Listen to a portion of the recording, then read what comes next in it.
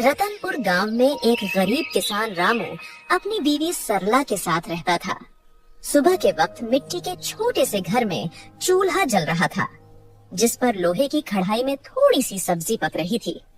अचानक दरवाजा खटखटाने की आवाज आती है। अरे इतनी सुबह सुबह कौन इतने जोर जोर से दरवाजा पीट रहा है?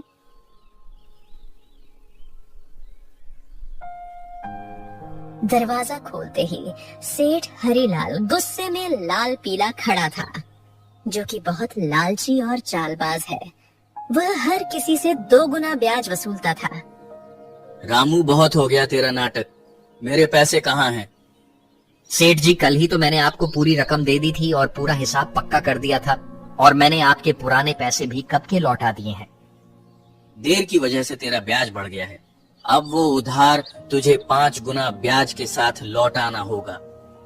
5 गुना? सेठ जी, ये तो अन्याय है। मैंने मेहनत करके ब्याज सहित पूरे पैसे चुका दिए हैं। मैं गरीब आदमी इतना भारी ब्याज कैसे दे सकता हूँ? ज्यादा जुबान मत चला। अगर पैसा नहीं दिया ना तो तेरे घर का ताला तोड़कर बर्तन कपड़ा सब उठा ले जाऊंगा। तेरी बैलगाड़ी भी बेच दूंगा। सेठ जी, गरीब का खून चूसकर आपको क्या मिलेगा? हमारे साथ ऐसा मत करिए। इतना ज्यादा ब्याज मैं नहीं दे पाऊंगा। पैसे तो तुझे देने ही पड़ेंगे। देख लूंगा मैं तुझे। याद रखना रामू, हरीलाल से पंगा लेना आसान नहीं है। सेठ रामू को धमकाते हुए चला जाता है, लेकिन जाते जाते अपने नौकर को कहता है, इस गरीब भिखारी की इतनी मजाल, मुझे ना बोलकर इसने गलती कर दी। इसे तो सबक सिखाना पड़ेगा ताकि गांव में बाकी गरीब भी डर में रहे। आप बताइए, ये जिंदगी कब बदलेगी? रोज रोज 2 वक्त की रोटी के लिए जूझना पड़ता है। कभी मन करता है घर की टूटी छत ठीक करवा दूं, तो कभी सोचती हूँ कि हमारे पास भी अच्छे कपड़े हों, लेकिन लगता है किस्मत ने हमें बस तंगी ही दी है। मुझे पता है तुम्हें तकलीफ है, पर मैं क्या करूं? खेत छोटे हैं, बारिश वक्त पर नहीं होती, ऊपर से कर्ज का बोझ भी सर पर है। मैं दिन रात मेहनत करूं तब हमारे हिस्से में यही नमक रोटी आती है। मेहनत? हाँ, मेहनत तो आप करते हैं, लेकिन भगवान हमारी सुनता ही कहाँ है। लगता है जैसे भाग्य ने हमें इस गरीबी में ही सड़ने के लिए भेजा है। सरला ने आह भरी और चुपचाप सब्जी पकाने लगी। कमरे में सन्नाटा था। रामू ने मन ही मन ठान लिया, आज खेत में चाहे जान निकल जाए, पर घर लौटकर कुछ ऐसा लाऊंगा जिससे सरला के चेहरे पर मुस्कान आ जाए। रामू को नहीं पता था कि आज का दिन उसकी जिंदगी की सबसे बड़ी कहानी की शुरुआत करने वाला है। सुबह के वक्त रामू खेत जाने के लिए घर से निकल रहा है। सुबह की हल्की हल्की धूप खेतों पर पड़ रही थी। सरला के मन में आज कुछ हलचल सी चल रही थी। रामू रोज गांव के बीच से होकर जाने वाला रास्ता मंदिर के पास से गुजरता था। रामू रोज इसी रास्ते से जाता था, क्योंकि यही सबसे छोटा और आसान रास्ता था। मंदिर में उस वक्त बस पुजारी ही थे जो सफाई कर रहे थे। प्रणाम पंडित जी, कैसे हैं आप? तबीयत ठीक है ना आपकी? हाँ बेटा, सब अच्छा है। भगवान का आशीर्वाद तुझ पर हमेशा बना रहे। पुजारी से बात करके रामू अपने खेत की तरफ निकल जाता है। उसी शाम गांव का सबसे अमीर सेठ हरिलाल अपने नौकर के साथ बैठा था। वह बहुत लालची और चालाक था। उसके मन में एक खतरनाक योजना पनप रही थी। सेठ हरिलाल अपने बड़े से घर में खाट पर बैठा पान चबा रहा था। पास में उसका नौकर कालू खड़ा था। अरे कालू सुन, मंदिर के गहनों को देखकर मेरा जी ललचा गया है। कल रात मंदिर में जो सोने चांदी के गहने हैं ना, वो मेरे घर में होने चाहिए। गांव वाले मेरी इज्जत करते हैं, लेकिन पैसा और बढ़ाना है मुझे। सेठ जी, पर यह तो पाप का काम होगा। भगवान के घर से गहने चुराना अच्छा नहीं लगेगा। अरे मूर्ख, भगवान को क्या जरूरत है गहनों की? उनका क्या होगा इनसे? असली भगवान तो पैसा है, और पैसा इंसान के हाथ में अच्छा लगता है। पर गांव वाले अगर उनको पता चल गया तो? बस यही तो मजा है। चोरी हम करेंगे और इल्जाम किसी और पर लगेगा। पता है किस पर? उस गरीब रामू पर। आज उसकी और उसकी बीवी की जुबान बहुत ज्यादा ही चल रही थी। रामू, वो तो रोज मंदिर के पास से ही अपने खेत के लिए जाता है ना? हाँ, हम इसी बात का फायदा उठाएंगे। सबको लगेगा कि उसी ने चोरी की। गांव वाले पहले ही उसे तिरछी नजरों से देखते हैं। बस आज रात ही हम अपना काम कर देंगे और सुबह हंगामा हो जाएगा। तो बस ये याद रख, कोई गलती नहीं होनी चाहिए। आधी रात को हम मंदिर में घुसेंगे, गहने उठाएंगे और अपने गोदाम में छुपा देंगे। सुबह मैं खुद शोर मचाऊंगा और रामू का नाम लूंगा। कालू डरते डरते सिर हिलाता है और अपने सेठ की बात मान लेता है। रात का समय था। गांव में हर तरफ सन्नाटा था। बस कहीं कहीं कुत्तों के भौंकने की आवाज आ रही थी। उस रात सेठ लालच में अंधा हो जाता है और इस घिनौनी साजिश को अंजाम देता है। अपने नौकर से मंदिर में चोरी करवाता है। पास ही अंधेरे में एक काली बिल्ली म्याऊं करके गुजर जाती है, जैसे वो इस पाप की गवाही दे रही हो। अगली सुबह गांव के बीचों बीच मंदिर के सामने एक भीड़ इकट्ठी हो गई थी। हर कोई जोर जोर से बातें कर रहा था। माहौल में घबराहट और गुस्से की गूंज थी। अरे ये क्या हो गया? मंदिर के सारे सोने के गहने रातों रात गायब हो गए। इतना बड़ा अपशकुन, भगवान के गहने चुरा ले गया कोई। ये तो बहुत बुरी बात है। इसी बीच रामू रोज की तरह खेत की तरफ जाने के लिए उसी रास्ते से गुजर रहा था। भीड़ देखकर वो रुक गया और पास आ गया। अरे क्या हो गया भाई लोग? इतनी सुबह सुबह ये भीड़ किस बात की है? अरे रामू, तूने सुना नहीं मंदिर में चोरी हो गई? भगवान के सारे गहने कोई उठा ले गया। रामू यह सुनकर चौंक जाता है। भीड़ में खड़ा सेठ, जो असल में चोरी किया था, वह बहुत मासूम बन रहा था। पंडित जी आप बताइए, कल रात तक तो गहने मंदिर में थे, फिर अचानक कौन ले गया? आप बताइए पंडित जी, क्या आपने मंदिर के आसपास किसी को आते जाते देखा है? आपको किसी पर शक है क्या? अरे मैंने देखा है रामू, रोज मंदिर के रास्ते से आना जाना करता है। सेठ जी, कल तक तो सब कुछ ठीक ठाक था। मंदिर के पास से तो कई लोग गुजरते हैं, लेकिन रोज सुबह सुबह खेत की तरफ जाने के लिए रामू इधर से निकलता है।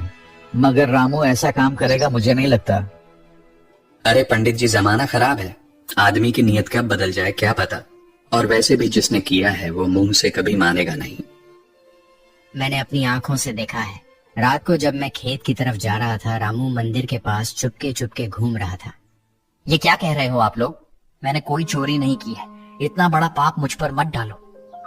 अरे हाँ, ये गरीब आदमी है, पैसों की तंगी में है, ये कर भी सकता है ये काम। ये लोग मुंह पर अच्छे बनते हैं। अरे भगवान से डरिए आप लोग, हमने कुछ नहीं किया। हम गरीब जरूर हैं, लेकिन चोर नहीं। मेरे पति जितना ईमानदार इंसान इस पूरे गांव में कोई नहीं है। ऐसा मत कहिए, वरना भगवान आप लोगों को कभी माफ नहीं करेगा। रामू और उसकी बीवी ने बहुत समझाने की कोशिश करी, लेकिन भीड़ मानने को तैयार नहीं थी। सब रामू को ही चोर मान बैठे। रामू और सरला की आंखों में आंसू आ गए, लेकिन भीड़ में कोई उनकी सुनने को तैयार नहीं था। गांव वालों, अब तो सब साफ है। मंदिर के गहने चुराने वाला यही रामू है, और ऐसे आदमी को हमारे गांव में रहने का कोई हक नहीं। चोरी करने वाले की एक ही सजा है, गांव से बाहर निकाल देना। हाँ, अगर इसने मंदिर में चोरी की है तो यह तो भगवान का भी अपराधी हुआ। इसे यहीं रहने देंगे तो कल हमारे घरों से भी चीजें गायब हो जाएंगी। अरे आप सब क्यों नहीं समझते? मैं निर्दोष हूँ। मैंने कोई चोरी नहीं की। मैं तो रोज के जैसे अपने खेत जा रहा था। मुझ पर इतना बड़ा इल्जाम मत डालिए। भीड़ में जोर जोर से आवाजें गूंजने लगी। निकालो इसे गांव से। भीड़ में हलचल मच गई। लोग एक दूसरे से कान्हा फूंसी करने लगे। रामू और सरला की आंखों में आंसू भर आए। उन्होंने कई बार सफाई देने की कोशिश की, लेकिन किसी ने उनकी नहीं सुनी। सबने मिलकर उन्हें गांव के बाहर निकाल दिया। रामू और सरला मजबूर होकर गांव छोड़कर चले गए। रामू और सरला रोते रोते गांव छोड़ चुके थे। गांव के बाहर एक सुनसान जगह पर टूटी फूटी झाड़ियों और कंटीली झाड़ियों के बीच एक पुरानी पड़ी झोपड़ी मिली। मजबूरी में वहीं उनका नया घर बन गया। सुनिए जी, ये जगह कितनी सुनसान है। न पास में कोई इंसान, यहाँ आसपास की झोपड़ियों में कोई रहता भी नहीं है, न खाने को कुछ है। अब हम क्या करेंगे? क्या करें सरला, जब अपना गांव ही हमें ठुकरा दे तो कहीं और सहारा ढूंढना पड़ता है। यही हमारी तकदीर है। मैं तो ये सोच रहा हूँ आखिर चोरी की किसने है और इल्जाम मुझ पर डाल दिया गया। मैं असली चोर का पता लगाकर रहूंगा। दिन ढल गया। सरला रोते रोते सो गई। रामू सारी रात परेशान बैठा रहा।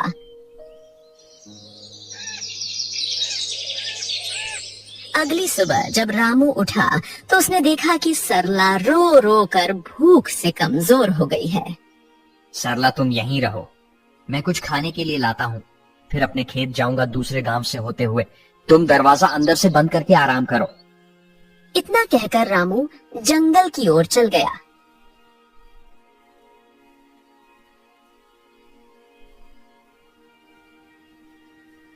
रामू ने सरला को कुछ फल और आसपास की नदी से पानी लाकर दिया। रामू दूसरे गांव से होते हुए अपने खेत जाने के लिए निकल गया।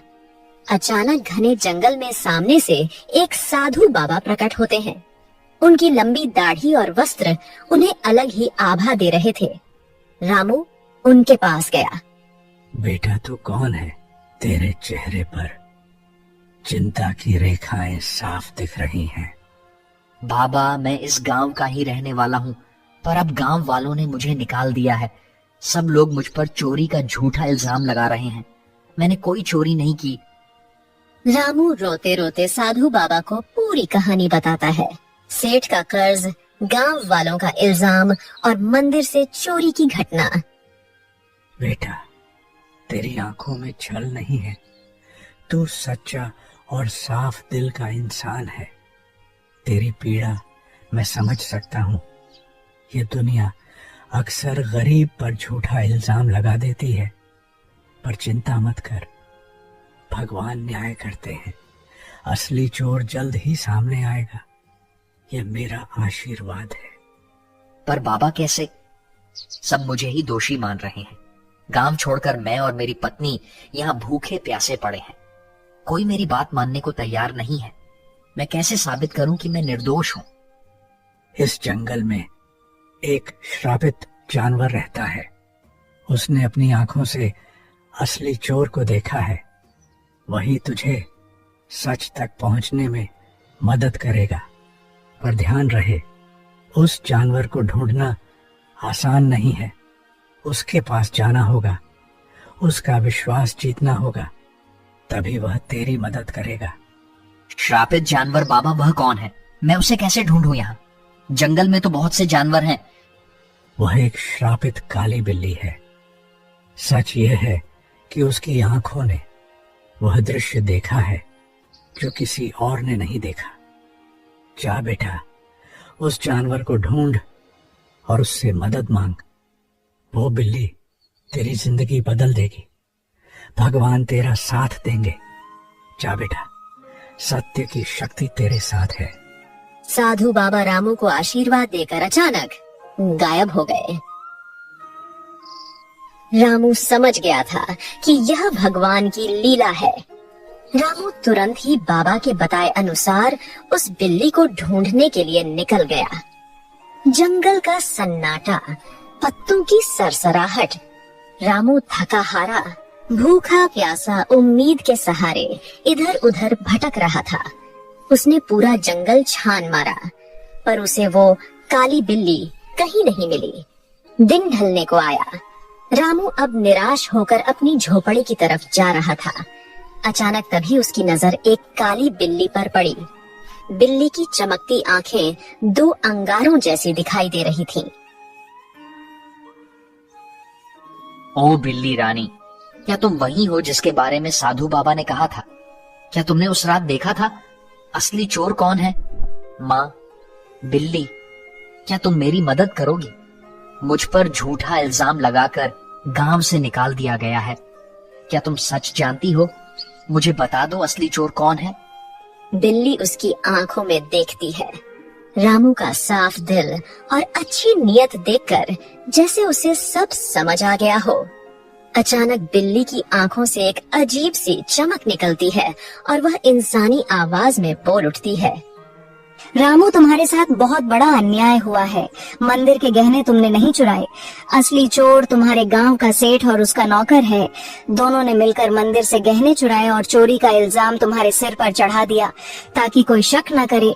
सेठ जानता था कि तुम गरीब हो, तुम्हारे पास कोई सबूत नहीं होगा, इसलिए उसने चालाकी से तुम्हें बलि का बकरा बना दिया।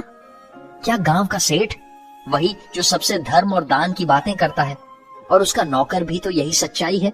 गांव वालों ने मेरी ईमानदारी पर शक किया और असली अपराधी चैन से सो रहा है। माँ बिल्ली, अब मैं क्या करूं? यह सच गांव वालों तक कैसे पहुंचाऊं? समय आने दो रामू, सच को कोई दबा नहीं सकता। मैं तुम्हारी मदद करूंगी। तुम मुझे कल गांव लेकर चलो। मैं वहां जाकर सबको सारी सच्चाई बताऊंगी और तुम्हें निर्दोष साबित करूंगी। रामू को बिल्ली की बातें सुनकर राहत मिलती है।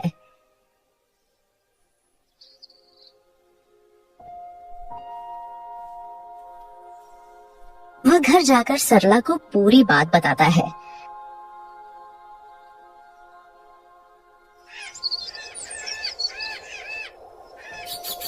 अगली सुबह रामू और सरला बिल्ली को लेकर गांव जाते हैं और सबको बुलाते हैं।